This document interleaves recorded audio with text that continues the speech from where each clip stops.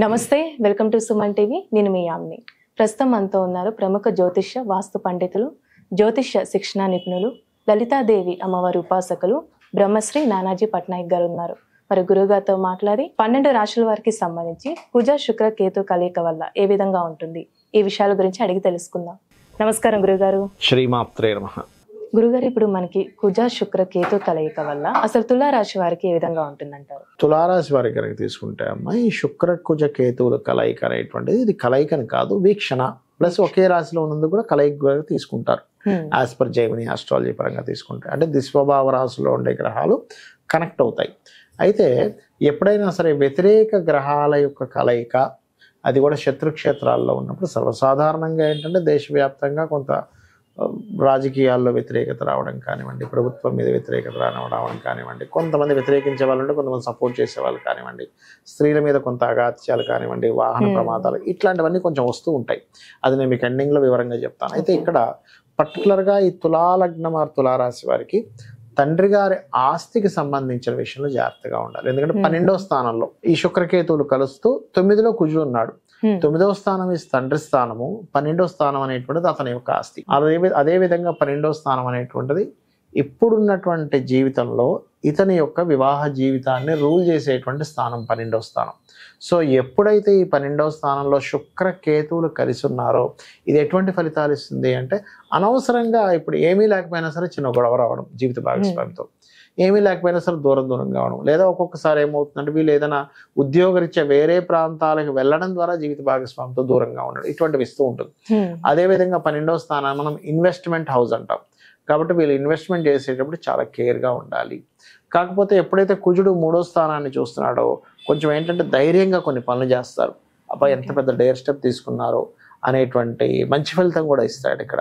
అదేవిధంగా లాభంలో రవి బుధులు కూడా ఉన్నారు. కాబట్టి ఇక్కడ ఇది ఎటువంటి ఫలితాలు ఇస్తుంది అంటే, పర్టికులర్గా ప్రమోషన్స్ కోసం మంచి తోడ్పడుతుంది ఇక్కడ. ఎందుకంటే రవి బుధులు అనేటువంటిది ఏమైతే ఉందో, ఇప్పుడు 5వ తేదీ నుంచి ఎప్పుడైతే 11వ స్థానంలోకి బుధుడు వస్తాడో బుధాదిత్య యోగం ఏర్పడుతుంది అక్కడ.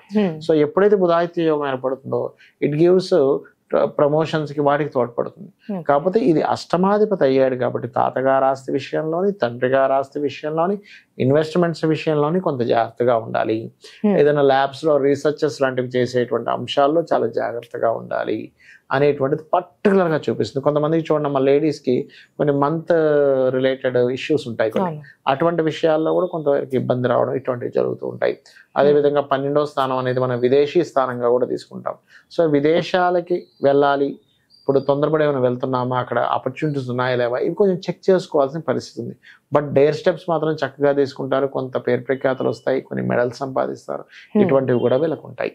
అయితే అండి, ఇప్పుడు తులారాశి వారికి ఎలాంటి పరిహారం చేస్తే మంచిది అంటారు మెరుగైన ఫలితం కోసం? ఒకటేనమ్మా, ఎప్పుడైనా సరే గుర్తుపెట్టుకోండి, కాంబినేషన్స్ ఆఫ్ ప్లానెట్స్ ఏవైతే మనకి ఇబ్బందిని ఇస్తుందో వాటికి ముఖ్యంగా ఆ గ్రహారాధన చేసుకోవాలి. అంటే ఎలాగా, శుక్ర కేతు కుజ శని గ్రహాల దగ్గర దీపారాధన చేసుకోవాలి. ఒకటి పాయింట్ నెంబర్ 1. రెండవది ఏమిటి అంటే, ఇక్కడ పర్టికులర్గా వీరు కాళికా అమ్మవారి యొక్క ఆరాధన తులాలగ్నం వారికి బ్రహ్మాండంగా పనిచేస్తుంది ఎప్పటికైనా సరే లైఫ్ లాంగ్. అంటే కాళికాదేవి యొక్క అష్టోత్తరం చదువుకోవడము, కాళికా అష్టకం చదవడం, ఇవి చేసుకోవచ్చు. అట్లాగే గోవులకి గ్రాసము, గోంగూర, తీపి చపాతీలు తినిపిస్తే చాలా మంచిది. ఇప్పుడు ప్రపంచవ్యాప్తంగా చూసుకున్నట్లయితే ఏ విధంగా మనం ఆల్రెడీ ఉట్టి శుక్రకేతువుల కలయిక ఒక 10-15 రోజుల క్రితం నుంచి ముందే మనం చెప్పాము. ఏంటంటే కొంచెం స్త్రీల మీద కాస్త ఈ అఘాయిత్యాలు, ఎందుకంటే శుక్రుడు స్త్రీల కారకుడు అమ్మ. ఈ కేతువుతో కలిసినప్పుడు కుజుడు దృష్టి ఉన్నప్పుడు ఇట్లాంటివి జరుగుతాయని చెప్పి మనం ఆల్రెడీ ప్రిడిక్ట్ చేసాం. అదే రకంగా మనకు కనబడుతుంది కూడా.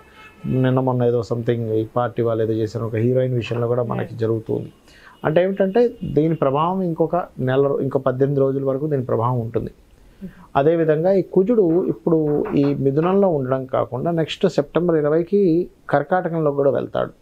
అప్పుడు ఆ కుజుడు శుక్రుడిని కాకుండా, శుక్రుడి సంబంధం కాకుండా అక్కడ శని సంబంధం కూడా పెట్టుకుంటాడు. అందుకని అదొక 4-5 నెలల ప్రభావం ఉంటుంది. అంటే దీని ప్రభావం ఇప్పుడు ఓన్లీ శుక్రకుజ కేతువే కాకుండా ఇంకొక 5 to 6 months వరకు ఈ దేశవ్యాప్తంగా ఇప్పుడు ఆల్రెడీ కొన్ని యుద్ధాలు కూడా జరుగుతున్నాయి. సరే, దాని ప్రభావం పెరుగుతూ ఉంటుంది. పెరగడము, లేనట్లయితే కొన్ని అంటే ప్రభుత్వం కొన్ని డ్రాస్టిక్ నిర్ణయాలు తీసుకోవడం ద్వారా దాని యొక్క ప్రభావం పడడం, ఇట్లాంటివన్నీ కూడా ఉంటాయి. అంటే ప్రభుత్వం మీద వ్యతిరేకతనిచ్చేటువంటి గ్రహస్థితి నడుస్తుంది ప్రజెంట్ ఇప్పుడు. అందుకని ఏమవుద్ది, స్లోగా ప్రభుత్వం మీద వ్యతిరేకత ప్రారంభమవుద్ది. ఫస్ట్ ఏమో పాజిటివ్గా ఉంటుంది, దాని తర్వాత వ్యతిరేకత ప్రారంభమవుతుంది. అంటే మల్టిపుల్గా జరుగుతూ ఉంటాయి. ఒకవైపు వ్యతిరేకించేవారు ఎక్కువ మంది, ఒకవైపు ప్రభుత్వాన్ని సమర్థించే వాళ్ళు ఎక్కువ మంది. ఎలా ఉంటుందంటే ఇప్పుడు ఇవాళ రేపు మీరు చూడండి, ఏదో ఒక ఇష్యూస్ నడుస్తూ సమర్థించే వాళ్ళు వ్యతిరేకించే వాళ్ళు పెరుగుతూ వస్తున్నారు ప్రతి విషయాన్ని, ఇష్యూని. ఆ రకంగా ఏమవుతుందంటే ప్రభుత్వ సంబంధించినటువంటి విషయాల్లో, ఎందుకంటే ఇక్కడ రవి కూడా మనకి శుక్రకేతువుల మీదుగా ప్రయాణం చేయనున్నాడు ఆయన.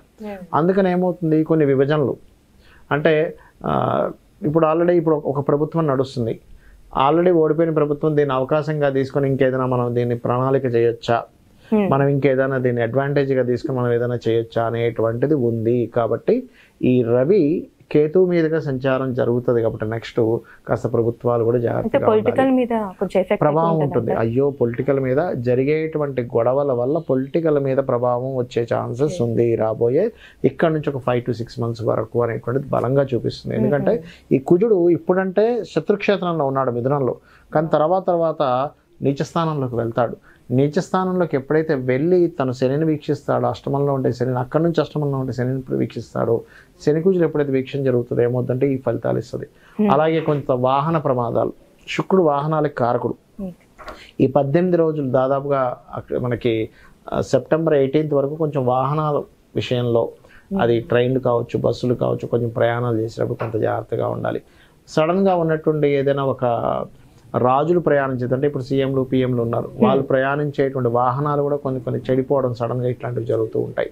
ఇవి కొంచెం పర్టికులర్గా చూసుకోవాలి. ఏది 18th వరకు పర్టికులర్గా ఈ సీఎంలు కావచ్చు, పిఎంలు కావచ్చు, ఎమ్మెల్యేలు ఎంపీలు కావచ్చు, వీళ్ళు ప్రయాణించేటువంటి దాంట్లో మరి వీళ్ళందరికీ కూడా ఇబ్బంది కలగకుండా ఉండాలంటే ఏం చేయాలి? మెయిన్ ఆస్ట్రాలజీ యొక్క మెయిన్ ఉద్దేశమే అది. అంటే ఏంటి, మీకు ఇలా ఉంది కాబట్టి దీన్ని ఎట్లాగా అధిగమించాలి చూసుకున్నట్లయితే ముఖ్యంగా నవగ్రహాల్లో శుక్ర, కేతు, కుజ, శని, ఈ 4 గ్రహాలు గుర్తుపెట్టుకోండి. శుక్ర, కేతు, కుజ, శని, వీలైతే రాహు.